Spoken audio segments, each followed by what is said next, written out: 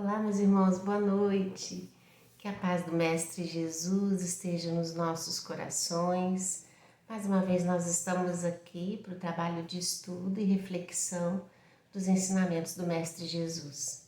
Hoje, com a lição de número 17, Joana de Ângeles traz o título Bênçãos da Imortalidade. A lição do livro Vidas Vazias, o livro que nós estamos fazendo estudo aqui na sequência, nesses nossos encontros de quinta-feira. Quando a gente fala de imortalidade, Joana também tem esse cuidado de trazer aqui para nós a reflexão da imortalidade, desse conceito, desse entendimento, para que a gente possa, de certo modo, não só em saber, mas realmente acreditar e poder entender a dimensão disso, na importância da imortalidade para a nossa vida. Toda vez que a gente fala de imortalidade, a gente se lembra de Kardec, porque a doutrina espírita, ela vem no momento em que Kardec começa a organizar as informações, as ideias, do mundo espiritual para nós, dessa transposição da vida física, dessa vida espiritual que continua. Umas 2 ou 3 lições aí para trás, me parece que ela trabalha conosco a questão daquilo que nós carregamos após a morte do corpo físico. Então, ela já vem tratando desse tema para a gente poder perceber que a vida ela tem uma continuidade. E na época do advento do Espiritismo, o Mestre Jesus, organiza no orbe realmente uma invasão dos espíritos para que as manifestações pudessem acontecer em todos os cantos, aonde os espíritos fossem percebidos pelos irmãos encarnados. É fato e é importante perceber isso porque a história ela tem um desenvolvimento de evolução, tanto do pensamento religioso, do pensamento filosófico, da arte, da ciência, da tecnologia. E a revelação cristã, ela vem trazendo para a gente etapas de desenvolvimento no campo das ideias, porque à medida em que a humanidade avança, é possível trazer novas informações, é possível trazer novos conceitos. Nós vamos ver na fala do Mestre Jesus, quando esteve aqui conosco, presente aqui na Terra, que Jesus já dava sinais de muitas dessas informações que depois o Espiritismo iria organizar e iria trazer para a gente de forma mais clara, para que a gente pudesse entender o que naquela época, quando Jesus disse, a gente não entendeu.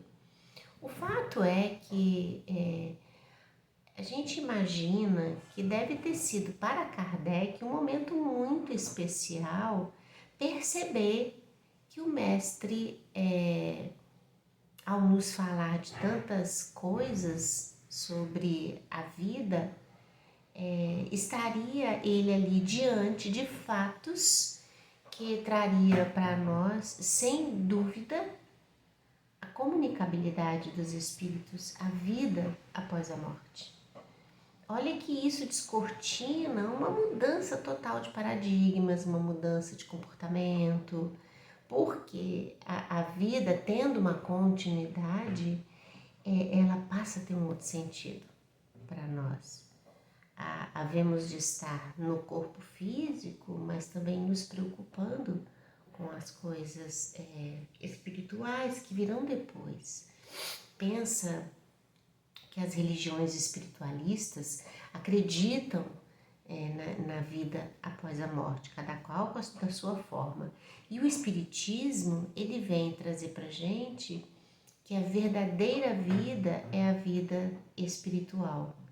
E que esse tempo que nós estamos aqui no corpo físico, ele é muito pequenino e ele é passageiro. E ele tem tempo certo para começar, tempo certo para terminar. Entender que esse momento do corpo físico é um momento muito peculiar e muito forte na produção das nossas vivências e do nosso aprendizado, que nós estamos numa das melhores fases, vamos dizer assim, desse processo de evolução, porque nós estamos no grande laboratório da vida, de relação com as pessoas, nas situações que a vida cotidiana nos traz, tendo a oportunidade de revisitar situações não bem resolvidas do passado, situações não tratadas, doenças criadas, sentimentos mal elaborados, e nós temos a oportunidade de, com a vida física, retomar esses conceitos e renovar nossas intenções e testar a nossa capacidade de amar, de perdoar, né, de termos resiliência. Olha quanta coisa importante a vida física apresenta para nós.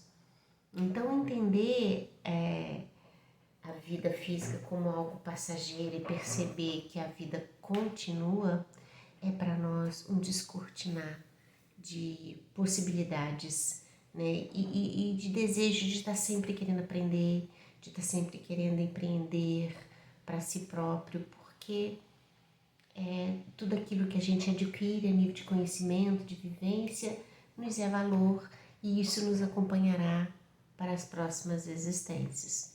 Sabendo que o Mestre Jesus disse a cada um segundo suas obras, que a vida presente ela tem uma relação direta com as vidas anteriores por nós já vividas e que a vida de hoje ela é sinalizadora das próximas que nós teremos. Então, querer pensar, por exemplo, uma encarnação melhor, mais branda, menos sofrida, mais liberta das amarras materiais, é investir nessa encarnação, no alto esforço para vencermos a nós próprios, para lutarmos contra as nossas imperfeições e sermos fortes diante daquilo que a vida vai nos trazer como laboratório de aprendizado, como escola, como hospital que vem tratar das nossas doenças morais. Joana começa o primeiro parágrafo dizendo assim para nós: por mais que se prolongue a existência física, apresenta-se saudável e encantadora, momento chega em que se interrompe ao impacto natural da degenerescência orgânica. Porque a gente sabe que hoje, atualmente, né, com toda a política de orientação, de educação, do cuidado com o corpo, com a saúde, né, com o bem-estar físico e emocional, a humanidade ela tem vivido mais tempo do que em décadas passadas. Então a gente tem pessoas chegando aí quase que perto dos 100 anos.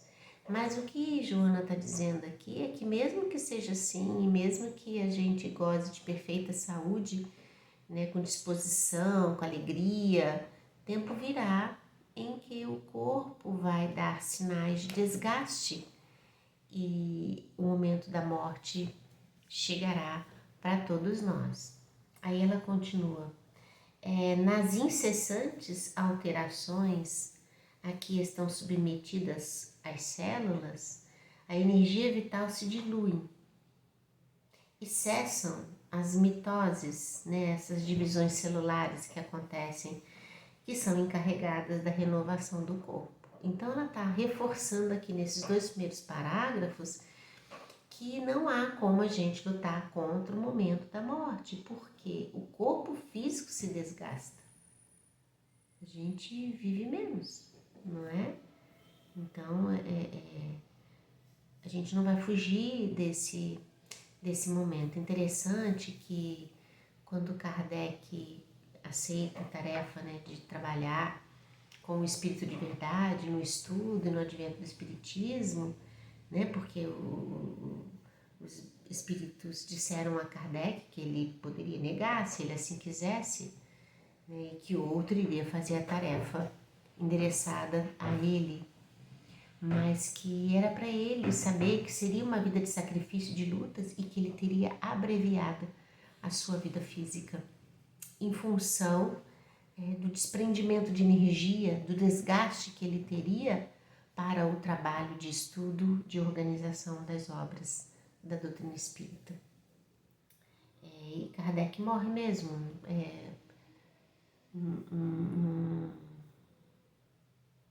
um ataque assim fulminante, né? E vai atender uma porta e ele tem um infarto fulminante e Kardec desencarna. E os espíritos já tinham dito para ele que isso seria mais cedo do que se ele não tivesse assumido a tarefa. É grandioso entender esse processo nosso, né?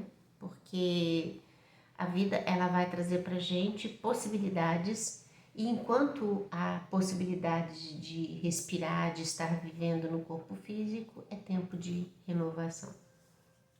Ela coloca que a vida se modifica, que as coisas progridem e que a existência corporal é de valor inestimável pelas possibilidades que faculta nessa tarefa de transformação espiritual. Então, de novo, ela vem dizer que o desencarne é inevitável, mas que a oportunidade da vida física é grandioso laboratório para nós. Daí a gente entender que não deveríamos desconsiderar isso, não é? Que nós deveríamos pensar o que nós estamos fazendo da nossa própria vida, o que a gente tem feito da nossa própria existência, como estamos conduzindo o nosso dia a dia, que temos feito em nosso próprio benefício, em benefício do nosso aprimoramento, do nosso aprendizado, das transformações que nós precisamos ter, essas coisas que a gente precisa pensar, porque dá tempo de reformular, dá tempo de modificar aquilo que precisa ser modificado. É preciso que a gente entenda que a gente não nasce para sofrer, a gente nasce para aprender, a gente nasce para progredir, a gente nasce para adquirir a verdadeira felicidade. Então, se a gente está infeliz com a vida, se as coisas parecem que não estão sorrindo para nós, é preciso fazer um exame sobre o que tem nos incomodado e como estamos lidando com isso, porque com certeza a gente pode melhorar esse cenário, com certeza pode.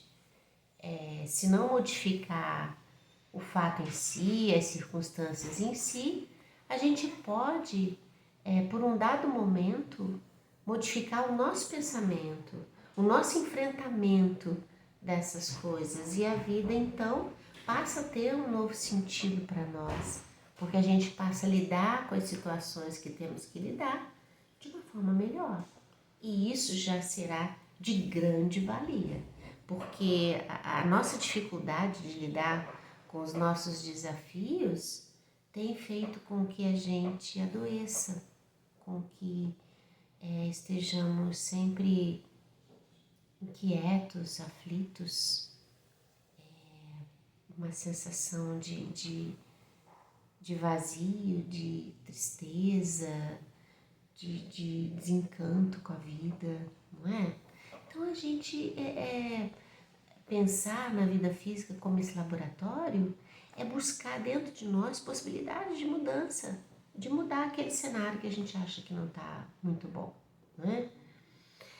Ela coloca assim, ó, aprendiz da vida, o espírito mergulha na sombra da carne e dela sai com naturalidade, cada vez mais aprimorado para a imortalidade.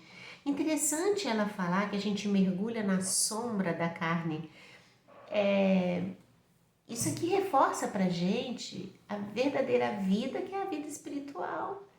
Nós somos espíritos. A verdadeira vida nossa é a vida do espírito.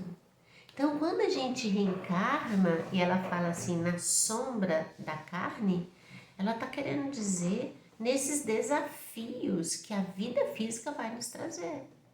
E esses desafios chegarão até nós por uma única necessidade que nós temos de experimentar novamente aquelas situações das quais nós não tivemos êxito no passado.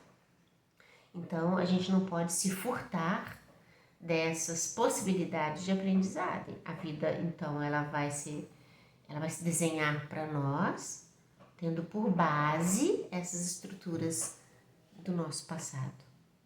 Entender isso, meus irmãos, é entender a imortalidade. Porque tudo tem uma causa, tudo tem um porquê. Se as causas daquilo que nos afeta não estão nessa vida, essa causa está lá no passado, né? Ela diz assim, a Terra é desse modo uma escola, mas uma escola de bênçãos, e de bênçãos especiais, porque todos que lhe percorrem os diversos cursos assimilam deveres e executam, conquistam então a plenitude.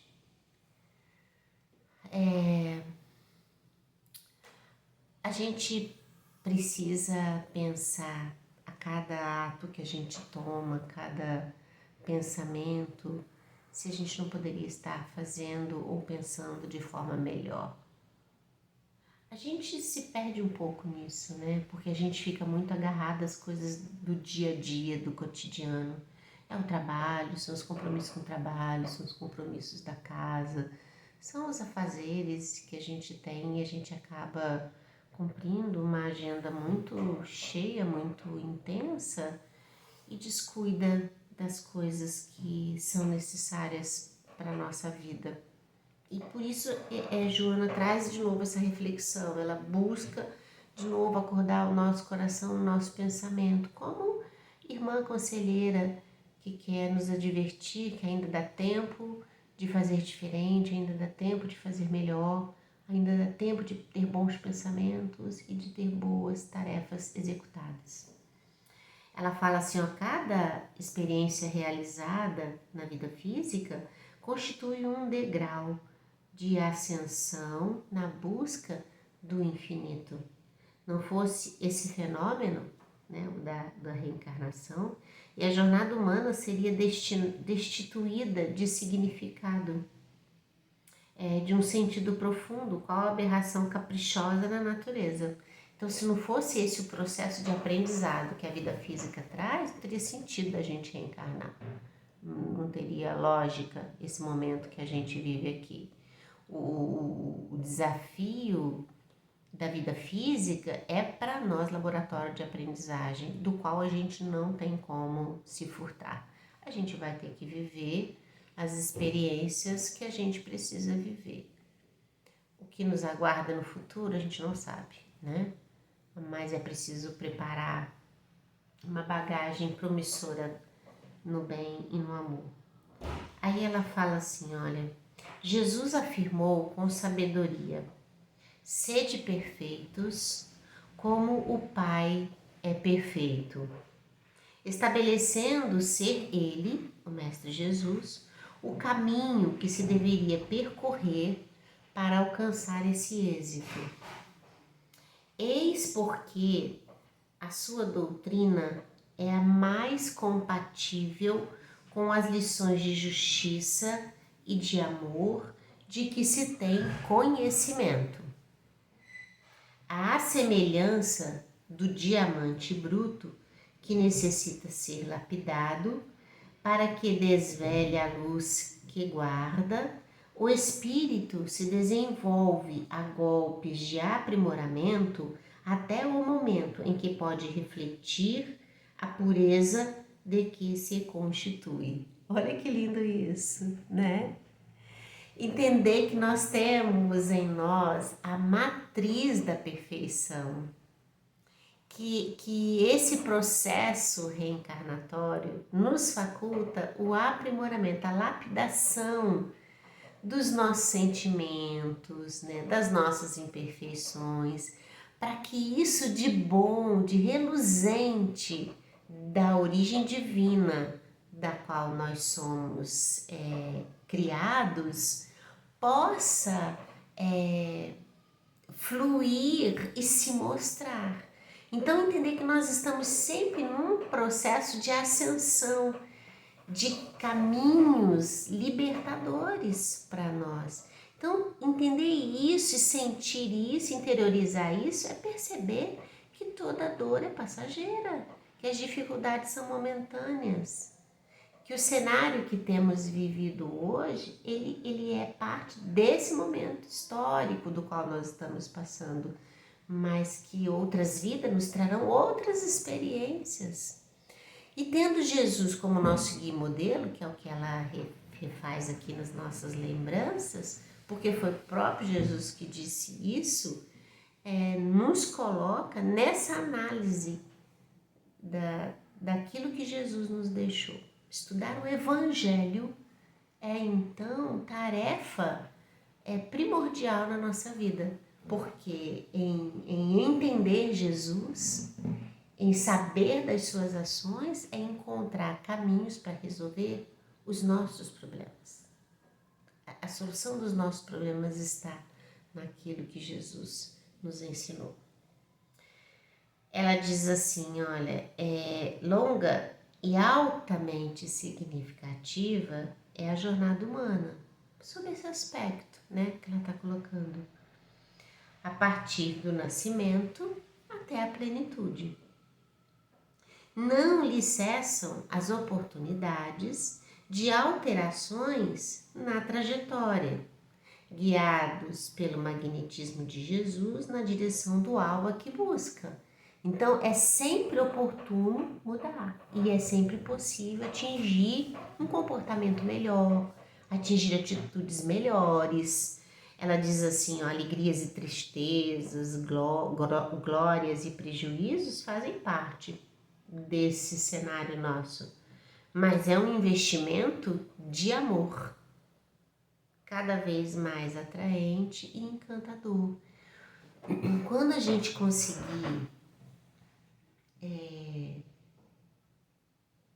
entender que a vida, ela nos responde na medida exata do que a gente dá, que a vida é colheita da nossa plantação, a gente vai perceber e vai se sentir motivado a servir. A gente vai entender que é importante ter atitudes que geram o bem, que contribuem para o bem da coletividade, para o bem das pessoas, sem demagogia, sem querer se mostrar, mas com humildade no coração, entendendo que a gente também é muito frágil e que dia virá em que a gente vai precisar que o outro nos estenda a mão, que o outro nos escute, que o outro nos aconselhe. Então a gente também tem que estar nesse laboratório de vida, numa troca constante. E a gente vai perceber que quando essa motivação vier de dentro de nós, a vida, por mais difícil que ela seja, por mais complicada que ela seja, ela toma uma outra identidade para nós. Ela passa a ter um outro sentido para nós. É que esse movimento é nosso, é de cada um de nós, então tem que nascer de dentro da gente. Não adianta a gente esperar que isso venha dos outros para nós. É movimento, é decisão, é tomada de decisão. Daqui para frente eu vou fazer isso, daqui para frente eu vou me esforçar, eu vou melhorar e eu vou conseguir, né? Trabalha isso na mente, porque as ideias geram forças, né? Aí ela chega nesse ponto onde ela começa a falar sobre as situações que a gente vive com aqueles que já foram. Aí ela fala assim, olha, não lamentes os seres amados que já desencarnaram. Se tiveram a existência interrompida de maneira natural, conquistaram um patamar de bênçãos, que lhes serão apresentadas nas experiências futuras, com glórias de um novo renascimento. Se foram vítimas de ocorrências infelizes, envolve-os em ternura e transmite-lhe pensamentos restauradores de esperança de melhores ocorrências. Não te deixes infelicitar, tendo a certeza de que volverás a encontrá-los em futuro não muito distante. Porque a vida é breve, lembra que ela está falando ali que a vida física é pequena em função do quê? Da vida imortal. Por mais que a gente viva durante muito tempo. Por isso que ela fala que o tempo de reencontro das almas que se amam, que têm afeto, isso se dará, né? Quase todos eles te acompanharão conforme as possibilidades de que disponham, transmitindo-lhes bons pensamentos ou também ou suas aflições, de que eles necessitam também libertar-se.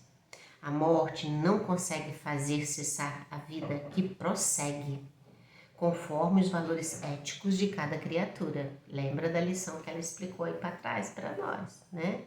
As impressões, os desejos, né?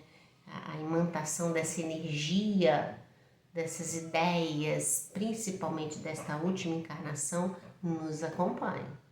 Então são as tendências, os desejos, né? Essa coisa toda. Ela fala assim, ó, tudo se origina no mundo espiritual, na verdadeira vida.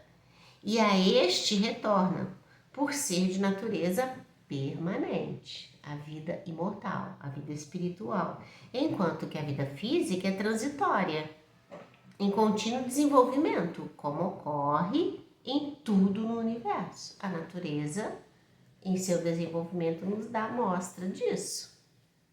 E até para que a natureza goze de liberdade, de beleza, há momentos de grande labuta, de grande esforço, né, natural, para que se atinja um patamar que é peculiar a cada espécie, a cada ser, né? Então, nós também somos assim.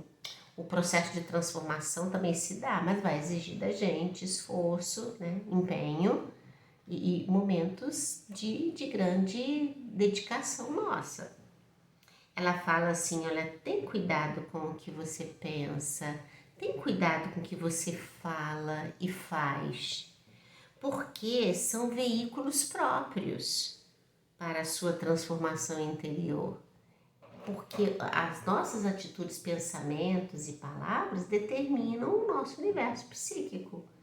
Como que eu quero atrair boas ideias, bons pensamentos, boas companhias espirituais, se eu tramito num campo de insatisfação, de intolerância, de inconformação, de reclamação, de medo, de raiva, de rancor, né? Não combina, pensa bem, combina. Um estado psíquico desse tão alterado combina com coisas saudáveis, salutares, com o acesso de boas ideias, dos benfeitores espirituais. Se nos comportando dessa forma, a gente dá muito trabalho para eles, porque eles querem nos ajudar, eles querem nos inspirar bons pensamentos, eles querem nos intuir.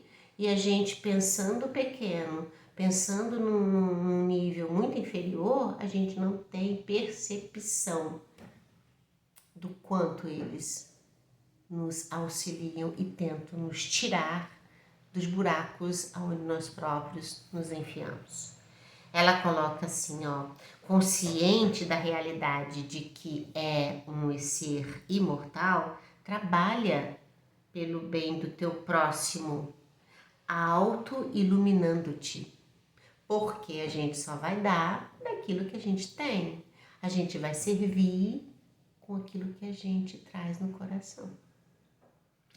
Ela diz, busca entender os sucessivos positivos e os perturbadores como mecanismo dessa aprendizagem que ensina a gente melhores recursos para lidar com essas investidas todas. E isso vai fazendo com que a gente vai aprendendo e se tornando pessoas mais hábeis em lidar com as nossas dificuldades. A maturidade é um bom exemplo disso, né? Porque quando a vida vai passando, a madureza vai nos dando sinais de que tem coisas na vida que não vale a pena a gente perder tempo, ou discutir, ou criar caso, mas tem outras que são importantes, né? Olha que lindo isso. E a gente nota isso na vida física mesmo, né? Imagina pensar nisso a nível de espírito, do desenvolvimento disso. Ela continua assim, ó, utiliza a razão e a lógica para edificares o bem onde estejas e com quem conviva, porque nada se perde e tudo se une em torno daquele que os gera ou lhes dá origem. Bonito isso, né? Porque ela não fala aqui para amar só os nossos, ama com quem você convive. A gente convive no lar, a gente convive também no trabalho, tem aquelas pessoas que fazem parte do nosso dia a dia, né? Então é agir com amor, com o bem para eles. Ela diz assim, o bem não é apenas um princípio ético, mas também uma terapia preventiva. Lembra que eu falei? Para que todos os males que afligem, para todos os males que afligem o ser humano. É isso, quando a gente encontrar, quando a gente virar essa chave do entendimento de que a vida nos responde com aquilo que a gente dá e nos motivarmos a partir daí a prática do bem, nós vamos perceber que a vida toma um outro sentido para nós, sem dúvida. Quem labora no bem, ou seja, quem trabalha no bem, respira equilíbrio, aspira harmonia.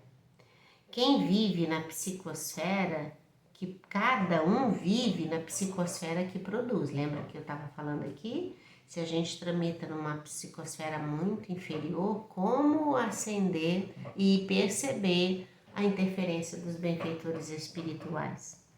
Ela diz, não desanimes nunca, nem fujas do dever a cumprir, pois ele te esperará mais tarde em circunstâncias talvez mais difíceis, né? Igualmente, ama-te, procedendo em relação a ti mesmo, conforme desejaria que todos o fizessem. Preserva teus sonhos bons, como quando as dificuldades te sitiem a existência. És dono do teu destino. Ela está falando isso para nós. És dono da tua vida. És dono da tua história. Olha que lindo isso. Tece-os com os fios do amor e da caridade, a fim de que sempre disponhas de paz e de sabedoria. És filho de Deus, olha que lindo! E o seu amor está contigo. Ai, gente, que lição belíssima, belíssima, belíssima, belíssima. Ela diz assim, por fim, para finalizar, ela diz, não temas a morte. Ela ocorrerá inevitavelmente. Age cada dia como se fosse o último dia da tua existência. E procura deixar na terra sinais da tua passagem, sinais bons através de todo o bem que você possa fazer. Lembra-te de que estás mergulhado na imortalidade, que é a bênção do amor de Deus a todas as suas criaturas. Linda, linda, linda essa lição. Acalma o nosso coração, não é? Acende dentro de nós esperança de fazermos da nossa vida algo melhor, de modificar aquilo que está nos incomodando, aquilo que está nos entristecendo. A gente tem uma tendência muito de se auto-martirizar. E não é para isso que a gente nasceu.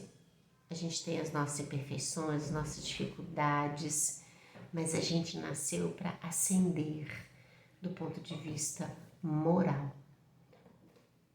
A vida conta com a gente, para o bem que a gente faz por nós mesmos e para o bem que a gente pode fazer para os outros. Vamos pensar nisso, não é? Joana de Ângeles deixa para a gente essa mensagem de reflexão. Que Deus possa abençoar vocês. Tenham uma semana linda, abençoada, que seja muito feliz, que você consiga aí reorganizar sua vida, retomar coisas importantes, abre mão daquilo que não vale a pena, pensa naquilo que é importante e segue adiante, porque Jesus nos aguarda de coração e de braços abertos. Fica com Deus.